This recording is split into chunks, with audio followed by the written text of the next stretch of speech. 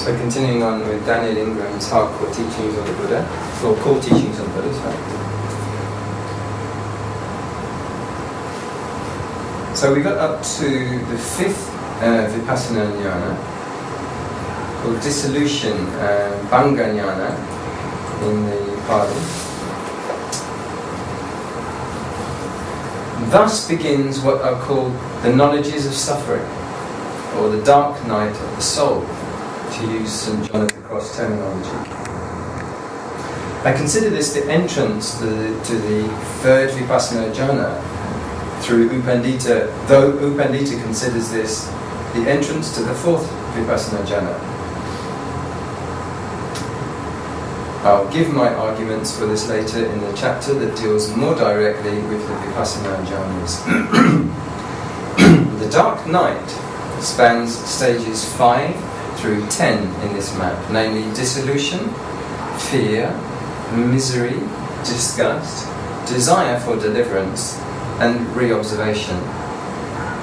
Stages 5 through 9 tend to come as a package, and with one leading fairly quickly and naturally to the others. Stage 10, reobservation, tends to stand out as its own distinct and often formidable entity. It should be noted that some pass through the dark night quickly and some slowly. Some barely notice it. For some, it is a huge deal, regardless of the speed at which one moves through these stages.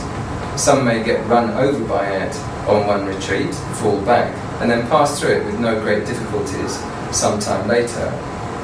Others may struggle for years to learn its lessons.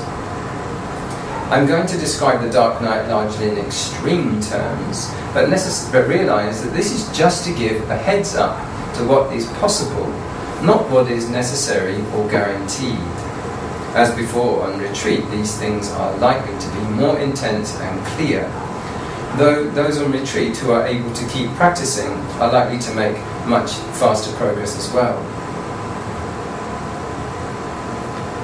On the other hand, practicing daily life can be powerful and sometimes very speedy. These things are strangely unpredictable. Enough disclaimers.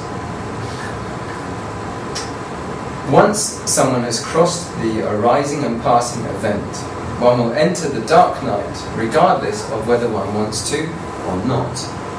It doesn't matter if you practice from this point on. Once you cross the AMP, you are in the dark night to some degree, right? A dark night yogi, until you figure out how to get through it. And if you do get through it without getting to the first stage of enlightenment, you will have to go through it again and again until you do. I mean this in the most absolute terms. The dark night typically begins with just about all of the profound clarity, mindfulness, concentration, focus, equanimity and bliss of the previous stage dropping away. So also ends the cause and effect like phenomena of the breath or walking, shaking or jerking up and down in a way related to attention and noting, as well as all of the fine vibrations and vortex-like raptures. Early on, the frequency of vibrations disconnects from the cycle of the breath, remaining largely stable at whatever frequency is going on at that stage, once they can be perceived again in late dissolution or fear. The one we're discussing now is called dissolution, and the next one is called fear. Because of dissolution, fear arises. The ego doesn't like to dissolve. Whereas one might have felt that one's attention had finally attained the one-pointed focus that is so highly valued in most ideals of meditation during the arising and passing away. During the dark night, one will have to deal with the fact that one's attention is actually quite wide and its contents unstable. Unstable is another name for dukkha. Further, the center of one's attention becomes the very least clear area of experience, and the periphery becomes predominant. This is normal, and even expected by those who know this territory. However, most meditators are not expecting this at all, and so get blindsided and wage a futile battle to make their attention do something that in this part of the path it simply won't do. If one has ever been meditating in a place with lots of mosquitoes buzzing in one's ears in a way that made it very hard to concentrate on the primary object, the abdomen for example, one can get a sense of what one's attention will be like in the dark night. Rather than fighting against this and ignoring the metaphorical mosquitoes, one should try to understand what it feels like to have one's attention be however it is. Just like listening to discordant chromatic jazz with lots of jarring harmonies and instruments playing more at odds with each other than together takes some getting used to. The quality of attention in the dark night is an acquired taste, and the sensations that arise tend to be very rich, complex, broad and unsettling. Those that fixate on staying one-pointed will suffer more than those who learn to stay with what is going on, regardless of whether or not it feels like good meditation. In that same vein, there are those who are using some other object as a focus will notice the same phenomena of the width of attention being wider and the basic sense that attention seems to be sort of out of phase with phenomena. Those doing visualizations may notice that they see a black spot in the center of their attention with some sort of pattern or visions around the edge of it spreading wider and wider out into the periphery. Those using a mantra may feel that the mantra is out of phase with attention, wide and complex and yet hard to stay with, and may acquire more complex harmonics and harmonies if it is in any way musical, like listening to a large ghost chorus that is off to the side of you, whereas before the mantra may have felt centered in the stereo field of attention.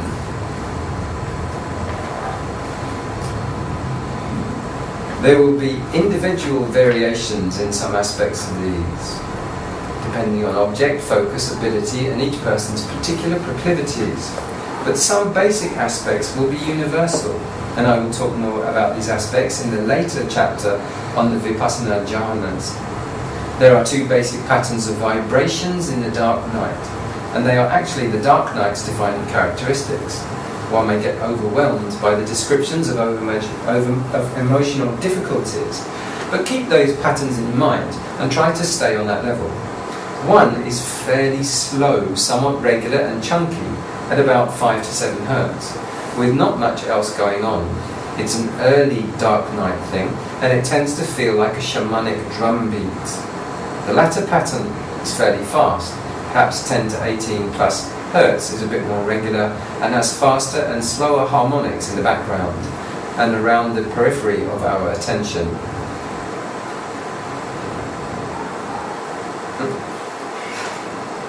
It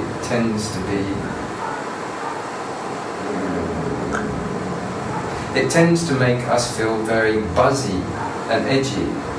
The fact that the background is beginning to shake is a good sign of progress, as this needs to happen for the cycle to be completed. On the other hand, it is exactly the fact that the background has begun to shake and crumble that can cause people to freak out. Things were all fun and games when the primary object was shaking, but when the sense of the observer starts to shake, that can be creepy. Simply pay careful attention to exactly what is happening, staying with each pulse of each vibration as clearly as you can, trying to see each from its beginning to its end. Chances are you will be just fine. There are two basic things that happen during the dark night. One emotional, the other perceptual. Our dark stuff tends to come bubbling up to the surface with a volume and intensity that we may never have known before. Remembering what is good in our life can be difficult in the face of this, and our reactivity in the face of our dark stuff can cause us staggering amounts of needless suffering.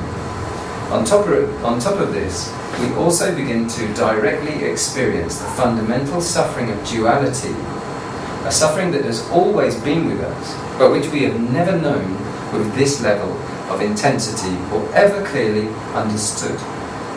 We face a profound and fundamental crisis of identity as our insight into the three characteristics begins to demolish part of the basic illusion of there being a separate or permanent us. This suffering is a kind of suffering that has nothing to do with what happens in our life and everything to do with a basic misunderstanding of all of it. Dealing with either of these two issues, i.e. our dark stuff and our fundamental crisis of identity, would be a difficult undertaking. But trying to deal with them both at the same time is at least twice as difficult and can sometimes be overwhelming. It goes without saying that we tend not to be at our best when we are overwhelmed in this way. The knee-jerk response often is to try to make our minds and our world change so as to try to stop the suffering we experience. However, when we are deeply into the dark night, we would be living in paradise and not be able to appreciate this at all, and so this solution is guaranteed to fail. Thus my strong advice is to work on finishing up this cycle of insight and then work on your stuff from a place of insight and balance, rather than trying to do it in the reactive and disorienting stages of the dark night. I cannot make this point strongly enough.